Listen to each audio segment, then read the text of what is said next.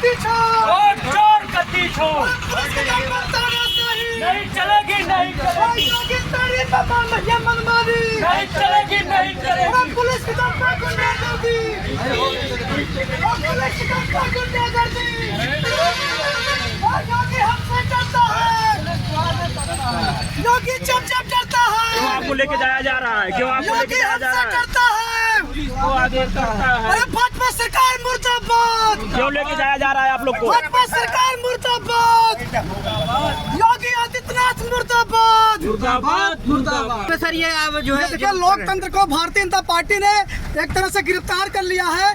कल राहुल गांधी जी के काफिले को भाजपा के लोगों ने रोका है, आज हम लोग विरोध प्रदर्शन कर रहे हैं। हमारे तमाम नेताओं को भारतीय जनता पार्टी की पुलिस ने, यूपी सरकार ने हमारे तमाम नेताओं को गिरफ्तार कर रखा है। अरे योगी हमसे डरता है। आपके यहाँ इतनी भारी संख्या में पुलिस बल क्यों आया हुआ है? लोकतंत्र हमें अधिकार देता है कि हम अपनी आवाज को बुलंद करें, लेकिन कार्यकर्ताओं को गिरफ्तार करके लोकतांत्रिक मूल्यों पर यह हत्या है।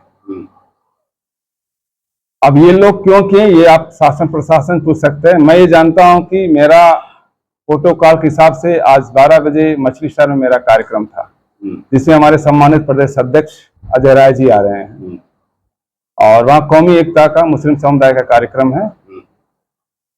लेकिन इसके साथ ही साथ कल रात को मोदी जी आज जो बनारस आ रहे हैं, उनका हमें विरोध प्रदर्शन करना था, वोट चोर गद्दी छोड़ के नारों के साथ। मुझे लगता है जिसके तहत हमें कल रात 8 बजे से ही हाउस अरेस्ट कर लिया गया है और इसके तहत फोर्स आपको यहाँ पर कैंपस में दिखाई दे रहा है। अच्छा ये बताइए नेताजी, आप बोल रहे हैं वोट चोर गद्दी छोड़, तो जहां जहां कांग्रेस जीती वहां वहां वोट चोरी नहीं हुआ? ये तो हमसे बेहतर आप जानते हैं।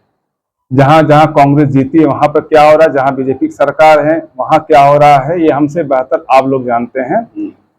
बस इतना मैं जानता हूं कि लोकतंत्र की हत्या हो रहा है, संविधान की हत्या हो रहा है, जिसको लेकर के हम लोग अपनी आवाज को बुलंद करना चाहते हैं, आवाज जन तक पहुंचाना चाहते हैं और भारत सरकार डरी और सहमी हुई है, जिसके तहत ये कार्यवाही की गई है। मैं कड़ी शब्दों में इसकी निंदा करता हूँ। बिल्कुल। ये बताइए सर, जब तक कांग्रेस सत्ता में थी तब तक लोकतंत्र खतरे में नहीं था और जैसे ही भाजपा की सरकार आई लोकतंत्र खतरे में हो गया।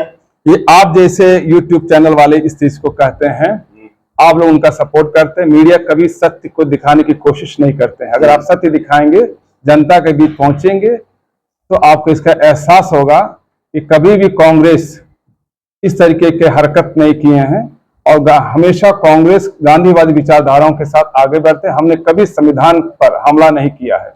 नेताजी एक बात बताइए, जब भी हम सच्चाई पूछते हैं कांग्रेस के नेताओं से तो अब इस चीज पर सच्चाई आप कह रहे हो, सच्चाई पूछ रहे हैं, लेकिन ये जनता इस चीज को अच्छी तरह से समझ चुका है कि सच्चाई क्या है और गलत क्या है। सर पूरी बात सुन लीजिए, सवाल सुन लीजिए, उसके बाद आप जवाब दीजिएगा। तो आप हमको बोलते हैं कि आप गोदी मीडिया हो, आप भाजपा के हाथों से बिके हुए हो, सच्चाई आप लोग क्यों नहीं सुनना चाहते? सर सच्चाई क्या है? सच्चाई यही है कि जब कांग्रेस थी तब भी घोटाले होते थे, आज भाजपा की सरकार है, इसमें भी कुछ ना कुछ हो रहा है, लेकिन जो जनादेश आता है ये वक्त अभी घोटालों का नहीं, घोटाला का जो हो रहा है ये सभी लोग जान रहे, मीडिया के लोग भी जान रहे। अभी वक्त है हिंदुस्तान के सभी लोगों को एकत्रित होकर के जो हमारे मताधिकार का मिसयूज कर रहे हैं भारत सरकार के द्वारा, जिसका खुलासा हमारे जननायक राहुल गांधी जी ने किया है, ये हमारे लिए आने वाले दिनों में बड़ा खतरनाक साबित होगा। अच्छा नेताजी एक बात बताइए, 2024 में लोकसभा का चुनाव हुआ, लगभग 40 से ज्यादा सीटें आपके गठबंधन ने यूपी में जीती, उस समय तो कोई वोट की चोरी नहीं हुई? ये आने वाला वक्त बताएगा, जल्दी से इसकी खुलासा होगा। अभी यूपी में वोट चोरी हुई थी कि नहीं? बिल्कुल हुआ है। अच्छा, बिल्कुल हुआ है। आपकी पूरी 80 की 80 सीट आती? नहीं, ये तो मैं नहीं कह रहा हूँ, ये आप कह रहे हो। हाँ। ये तो जनता के हाथ में 80 की 80 सीट देते हैं, 10 देते हैं जनता का, लेकिन वोट की चोरी हुई है, ये 100% सत्य है। हाँ। इस बात का क्या प्रूफ है? बनारस का आप देख लीजिए, 6 राउंड तक वो पहले स्थान पे थे। हाँ। इसके बाद देखिए वो जो है पीछे होते चले गए। आज अगर भारत सरकार के अंदर ये क्षमता है तो उसको रिकाउंटिंग करा लें, लेकिन उसको दिखवा लें। भाजपा के जो नेता हैं वो ऐसा बोलते हैं कि कांग्रेस पार्टी जो है वो जो जनादेश आया है उस जनादेश का विरोध कर रही है, यानी जनता को भरोसा नहीं है। ये आने वाला समय जनता इसका हिसाब करेगा। अच्छा सर, अभी एक नेपाल का आपने खबर सुना होगा, नेपाल में जो है परिवर्तन हो गया है, वहाँ के प्रधानमंत्री भाग लिए, राष्ट्रपति भाग लिए, वहाँ जनता आक्रोशित है, लेकिन हमारे हिंदुस्तान में कांग्रेस के कुछ नेता बोल रहे हैं कि नेपाल के बाद अब भारत की बारी है, तो क्या भारत में यही सब आप कांग्रेस पार्टी देखना चाहती है? ये जनता तय करेगा। लेकिन सर बयान तो कांग्रेस के लीडर दे रहे हैं ना। हाँ, कांग्रेस लीडर अगर ऐसा ही करते रहेंगे एक दिन, वही तो हम लोग बार बार कह रहे हैं, संविधान की रक्षा करना हर एक नागरिक का कर्तव्य है, और संविधान पर बार बार बीजेपी के द्वारा हमला किया जा रहा है, और संविधान पर हमला हो रहा है, लोकतंत्र पर हमला हो रहा है, इसकी रक्षा करना हमारा कर्तव्य, हम जिसके तहत काम कर रहे हैं।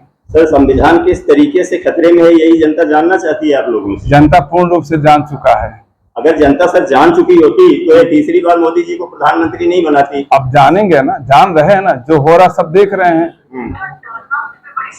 ये तो जनता जान रहा है वोट चोरी किसने किया है, रोजगार है कि बेरोजगारी है, किसान का क्या क्या स्थिति है, महिला सुरक्षित है या नहीं है, देश के हिस्से में क्या हो रहा नहीं हो रहा है, ये जनता सब कुछ जान चुका है। आज की टाइम, आज जो हमारा कार्यक्रम था, प्रधानमंत्री जी का विरोध करना था, और जिसके तहत हम हाउस अरेस्ट कर लिए गए, हमें घर से बाहर निकलने नहीं दिया जा रहा है, जबकि बार बार रिक्वेस्ट किया जा रहा है कि मछली शहर में हमारा कार्यक्रम कौमी एकता का है, जिसमें हमारे सम्मानित प्रदेश अध्यक्ष अजय राजी का आना सुनिश्चित हुआ है, जो अभी तक कैंसिल नहीं हुआ, जिसके तहत हम वहां जाना चाहते हैं 12 बजे। कितने बजे से आप अरेस्ट हुए हैं, रात से या फिर अभी सुबह? रात 8 बजे से। रात 8 बजे। सर कहीं ऐसा तो नहीं है कि राहुल गांधी जी रायबरेली गए थे, उनको काले झंडे दिखाए गए थे, तो उसी का बदला लेने के लिए आप लोग भी मोदी जी को काले झंडे दिखाना चाहते हैं? नहीं, ये तो आप लोग ऐसा कह सकते हैं, पर ये उद्देश्य नहीं है हमारा। विरोध तो हमारा हर पूरे हिंदुस्तान में हो रहा है, स्टेट बाय स्टेट हर जगह हो रहा है।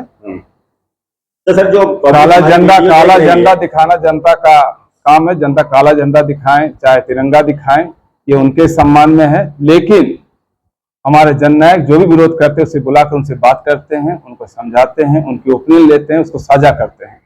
तो सर जो भी जनता हमारी वीडियो देख रही है उनके लिए आपका क्या संदेशा होगा?